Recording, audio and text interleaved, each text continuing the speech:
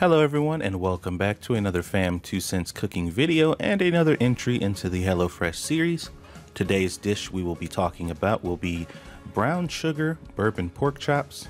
This one is very interesting because I always hear how good that apples are with pork chops, but I've never had a chance to really find out for myself, so today is a good chance to do that.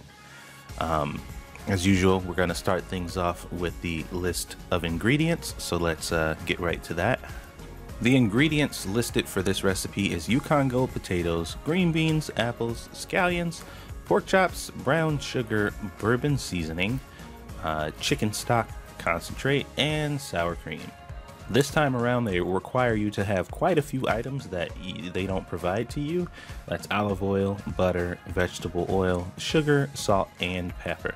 One point of note that we need to mention before we move on to the prep and ingredients, or not prep and ingredients, prep and instruction section is this was the one delivery out of the 16 deliveries that I got that actually had a problem, and that was one of the little sour cream packets. I guess it burst, and there was like hardened sour cream kind of all over the place, and it wasn't that big of a deal. And like I said, out of the 16 deliveries I got, this was the only one I had a problem with. So I mean, I guess it's not that big a deal, but you know, it could happen. These delivery services aren't perfect, and you got to remember they're delivering thousands and thousands of these packets a day. Something's bound to go wrong. So just thought I'd throw that out there. You might encounter something like this if you decide to use HelloFresh, but you know, it is what it is. Now that that's done, let's talk about prep and instructions. As usual, the instructions were comprehensive and easy to understand. There were no glaring issues in them explaining how they wanted you to cook the dish, although I did make a few errors of my own during cooking this dish. I cooked the chops a little bit longer than I had planned on it and ended up burning all the tasty bits that was supposed to cook with the apples. But now that I think about it, it's probably good I did that because those tasty bits had bourbon in it, and you guys know, once again, how I feel about bourbon, so maybe it was for the best. I'm not a fan of that bourbon flavor, I'm sorry. When I saw it though, I had a feeling that the bourbon would really bother me because the taste of dark liquor, you know, makes me sick. Fortunately though, the flavor was very subtle, but it wasn't subtle enough for me not to taste it. And at the end of the day, I just kind of wish it wasn't there.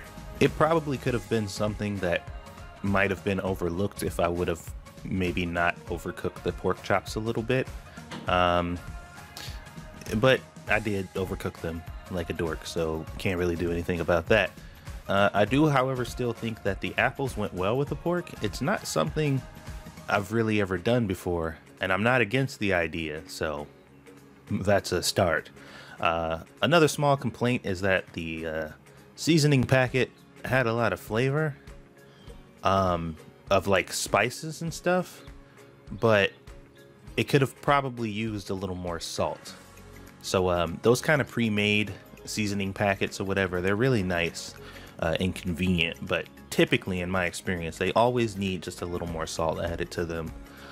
So you know, if that isn't a problem for you, fine, but if you don't use those kind of preset, already pre-mixed seasoned packets, just remember they may or may not need a little more salt. The mashed potatoes were good, and the green beans were, I mean, green beans.